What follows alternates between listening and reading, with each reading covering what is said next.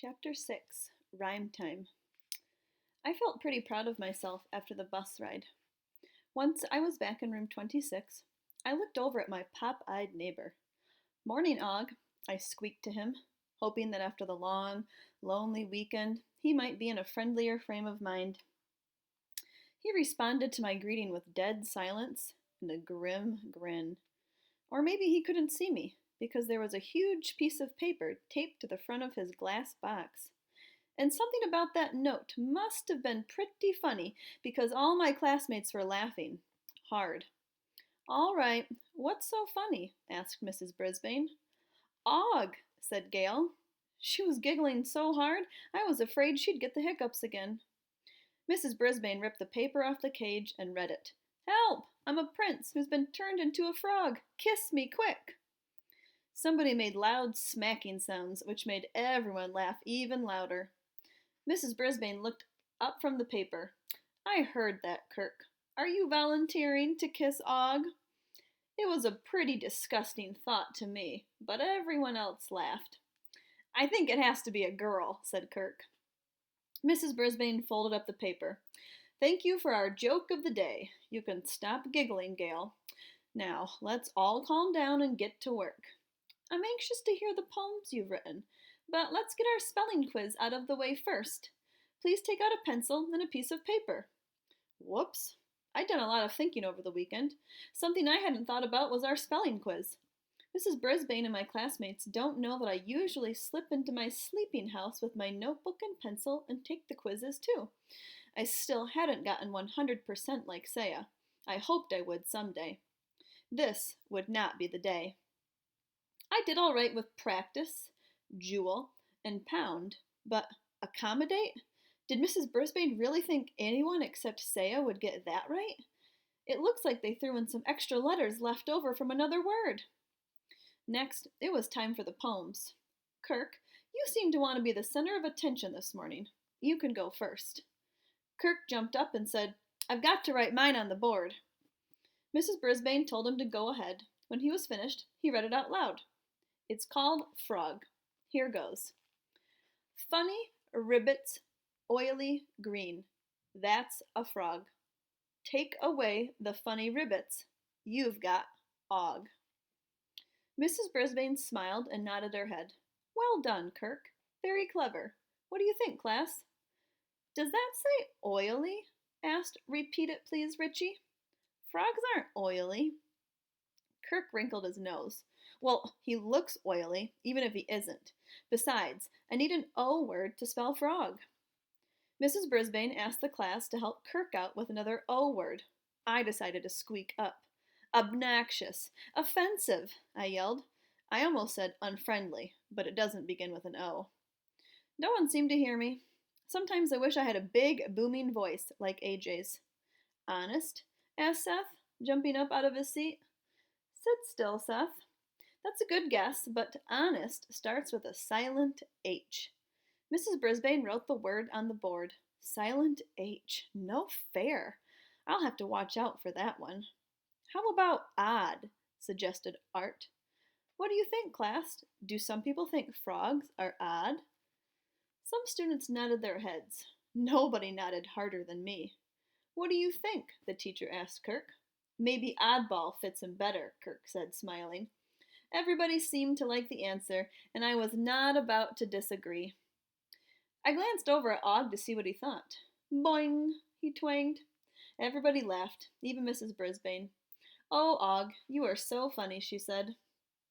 Oddball, yes. Funny, no, in my humble opinion. Heidi waved her hand in the air. Og doesn't say ribbit, he goes boing. R is for boing. Heidi, that makes roing. Kirk looked very pleased with himself. Heidi frowned. "That's not what I meant." "That's enough on that one, Kirk. Why don't you work on it a little more?" said Mrs. Brisbane. She called for another volunteer.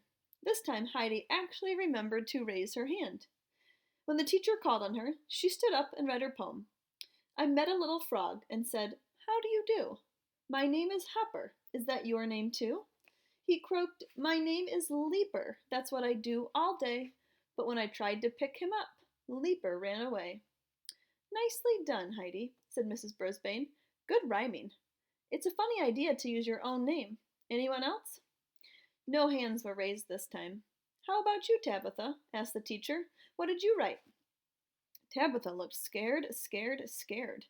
Mrs. Brisbane put on her friendliest smile. Don't be afraid. We won't bite. Will we, class? Most of the kids smiled and shook their heads. Kurt growled like a lion just to be funny, but I couldn't tell if Tabitha noticed. Slowly, she stood up and picked up her paper. In a soft voice, she read her poem like it was one sentence, really fast like this. People think bears are mean, but they've never seen Smiley. He doesn't growl or make you sad. He wouldn't ever be bad, Smiley. I don't care what people say. He helps me get through the day, Smiley. Tabitha quickly sat down and stared at her table. Thank you, Tabitha. That's a lovely poem about a bear, and I liked the rhymes, said Mrs. Brisbane. I saw Tabitha reach into her pocket and pat her stuffed bear. I also saw Mandy look over at Heidi and roll her eyes. I could even read her lips as she mouthed the word baby. Any volunteers? Asked the teacher. Garth? Garth stood up to read his poem. Roses are red, frogs are cool. Now we've got one here at school. He folded up his paper. That's it. Mrs. Brisbane reminded him that the poems were supposed to have 6 lines and Garth's poem had 4. Personally, I was in shock. Frogs are cool? What kind of a poem is that? After I helped him and AJ with Mean Bean, Garth wrote frogs are cool? We didn't have time for any more poems because the recess bell rang and my classmates raced to get their coats and gloves. Tabitha took her time, waiting to see that no one was watching, and secretly stashed her bear in her pocket. Saya stayed behind too and approached her. I liked your poem. Is Smiley your bear's name? She asked. Tabitha nodded, but she didn't say anything. She didn't know how shy Saya was or how hard it was for her to come up and talk like that. But I knew. He's nice, said Saya. Are you coming out to recess? Tabitha nodded again. Saya waited, but when Tabitha didn't budge, she said, See you outside, and hurried to the cloakroom with her head down, looking embarrassed. I've got to admit, Speak Up Saya is a favorite friend of mine. To see Tabitha treat her that way made me mad, mad, mad. She was about as friendly as a frog. The new girl waited until everyone else had left the room before rising to get her coat. Later, after the students left for the day, Miss Loomis came into room 26, all bundled up in her coat, hat, and gloves. Hi, Sue. I'm ready when you are. She walked over to Og's cage. How's your star pupil doing? Fine. He and Humphrey seem to get along all right. At least they don't disturb each other, said Mrs. Brisbane. Don't disturb each other? I was pretty disturbed when Og leaped at me. Mrs. Brisbane put on her coat. Let's stop for coffee to warm us up on the way home. Sounds great, Miss Loomis answered. I can't thank you enough for giving me a ride. What are friends for? Asked Mrs. Brisbane. After they left, I felt as gloomy as the sky looked. Spinning my wheel warmed my fur up, but it didn't make me feel any warmer inside. What are friends for? For fun and talking and helping and sharing, right? Hey, Og, I called out, peering through the bars of my cage at his glass house. I hope you've been paying attention here in room 26. I waited a few seconds to allow him to answer, which he didn't, of course. I hope you've seen what good friends the kids are. I mean, like Garth and AJ, the way they stick together, and Heidi and Gail, the way they like to giggle. Saya and Miranda are pals. Art and Richie, too. Wouldn't it be nice to have fun friends like them? I didn't actually expect an answer, of course, but this time I did get something. Splashing. Splish, splash, splish. At least I knew Og was alive. Maybe he was even listening. I kept going. Even if we can't actually talk to each other, we could, I don't know, have jumping contests. Suddenly, I had all kinds of ideas.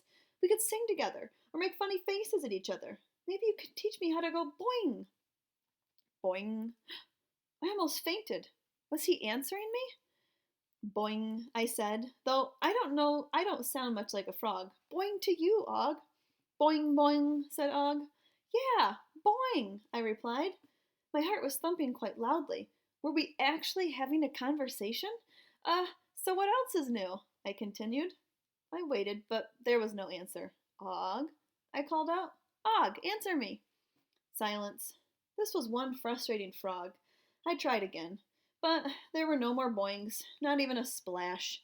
The room was silent as a tomb. That's about as quiet as it can get. Somehow it felt even worse to think that Og tried to talk to me and gave up. Still, Saya had learned a brand new language when she came to this country. Maybe Og and I could learn to understand each other.